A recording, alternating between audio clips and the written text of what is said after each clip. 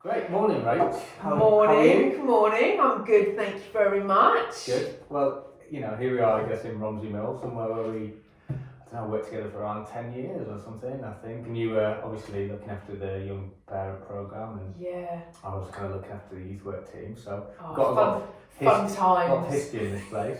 And I think we've known each other since 2003, probably, yeah, so long time. Here we are. And since that, obviously, you've set up your own kind of company, Get Synergised, which I noticed you label yourself as a matchmaker, which is great. Oh yeah, the matchmaker and the coffee addict. Okay, fair enough.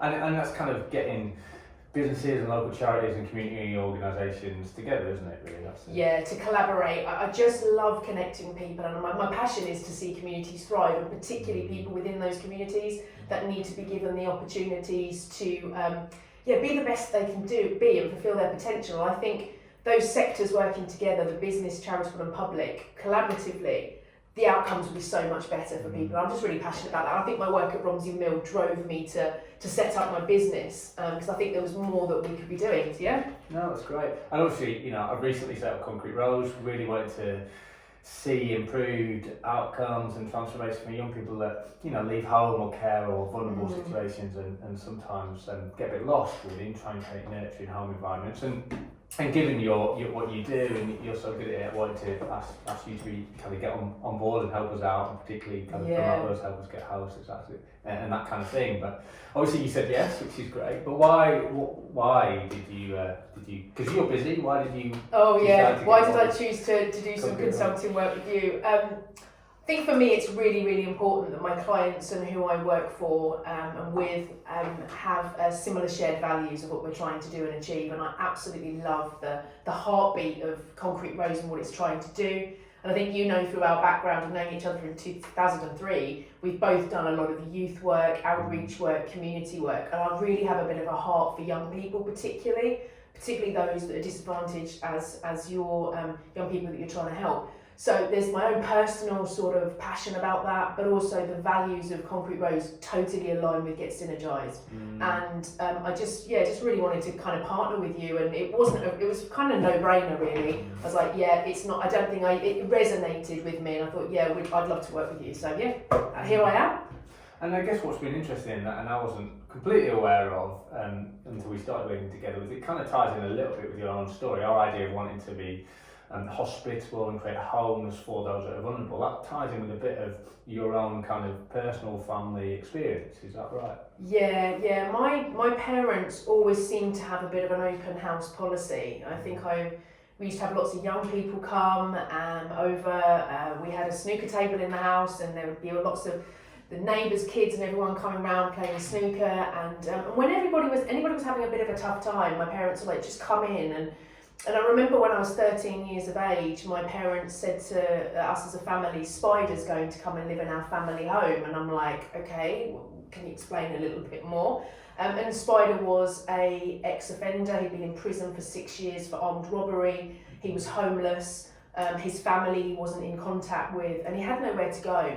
And so he came and lived in our family home. And I think my parents modelled to me that if you had the resources, the passion, and you had the opportunity to help somebody rebuild their life, then that's what one should seek to do. And that is what I was modelled, and that wasn't the only story of people that my parents encouraged to come and stay and live with us when they were having a tough time. So Spider's story very much resonated with Concrete Rose in terms of giving young people opportunities to be in a supported home environment, perhaps when they leave care, and feeling like they've got a family around them when they've not really had that.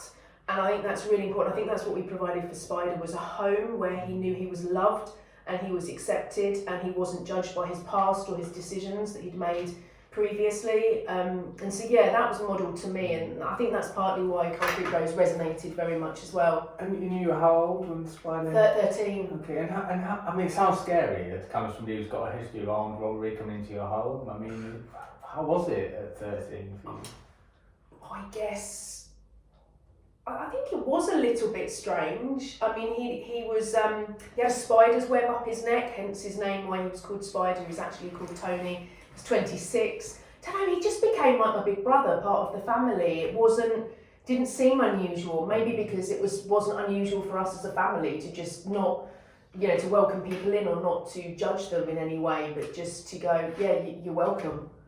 I don't think I even thought about it really. It was just very normal. And that kind of set kind of values for how you've lived your life, I guess, wanting to care for others. Yeah, I think my parents both modelled that to me. And my father passed away when I was 24 and suddenly, and I think part of also there's a legacy that I want to leave, and I want to continue what he did. My dad was a very generous man, and I love those qualities in him, and I think I like to try and live those out. My mum is the same, so I think I just want to do something that he would be proud of, but equally just modelling what he taught me.